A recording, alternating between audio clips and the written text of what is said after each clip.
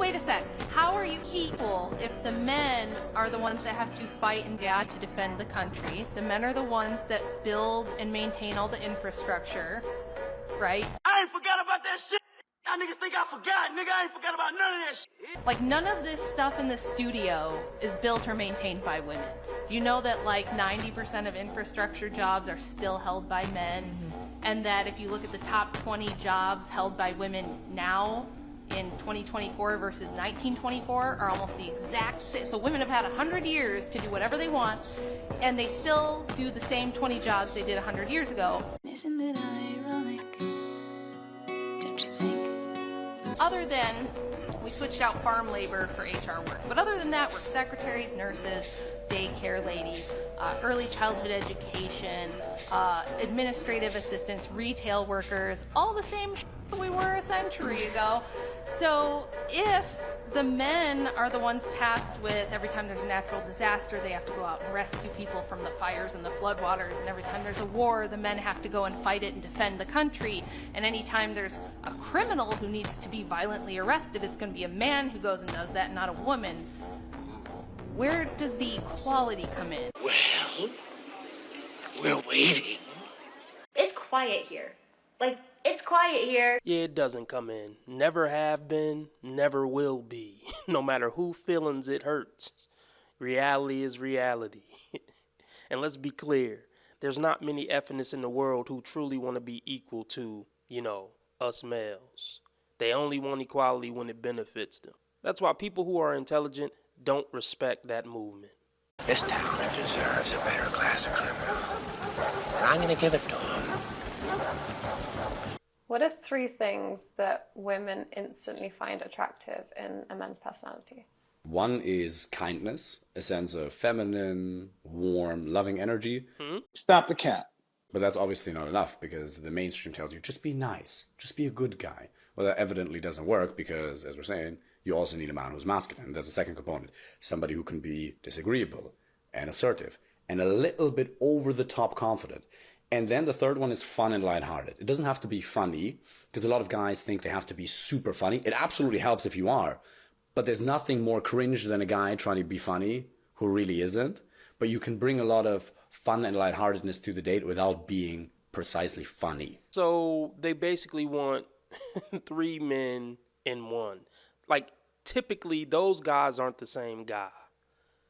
A lot of times the super alpha assertive dude isn't the really fun-hearted, light-hearted, jokey guy.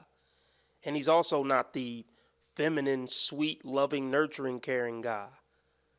I mean, he may have some of those characteristics sometime, but that's not going to be his demeanor most of the time. So this is ridiculous. What more do you want from me? Oh my. I would say the main thing is, be assertive and be dominant and be masculine. And that's going to serve you more than anything else. And maybe crack a joke from time to time. I wonder why no one will date me. I'm not being pick me as fuck. I know why. I'm psycho.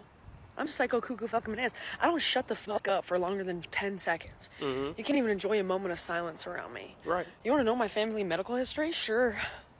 Ask about my last relationship? Sit down. I got timelines to tell you about. This is Marvel, honey, okay?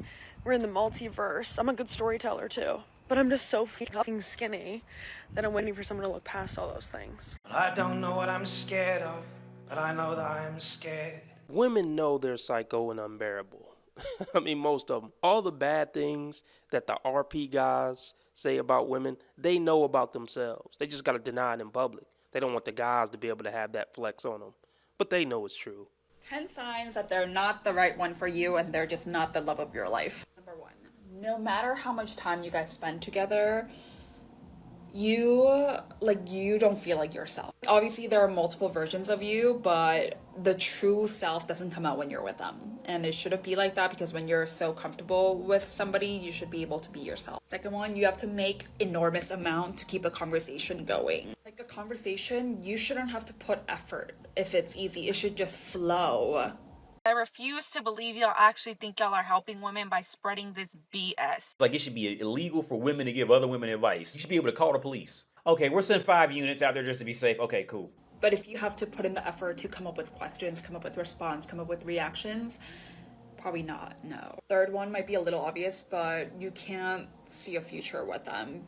I'm not saying you need to see future immediately after seeing somebody, but you should be able to draw some kind of picture in your head and be like, okay, like I could see myself with this person for a long term or like spend my future with them. But if you can't do that, oh my god, fourth one, you feel like you're not good enough for that person, whatever it is, like mental or physical or whatever, you think you're not good enough for that person, so your self-esteem goes down. If anything, you should put yourself first before you think about that relationship, because it's really a one individual and another individual making a relationship, not half a person and half a person. So if your self-esteem is going down, you should be focusing on yourself and get out of that immediately. Part 2 coming soon. No. No need. Focus on yourself. That's what makes a relationship work. Yeah, that makes sense. Never take dating advice from women. She said, oh, you shouldn't have to put in effort to have a conversation. Yeah, women don't ever want to put in effort. They want everything to just flow and be handed to them. And they want the perfect relationship to just flow into their life. It doesn't work like that. When women are left to their own devices, the end result is rarely a wholesome, healthy family. They end up just ruining themselves and having a chaotic dating life that doesn't lead anywhere ever. Just a bunch of situationships with bad boys. This is why the father used to pick. And it should go back to that. What an am I right?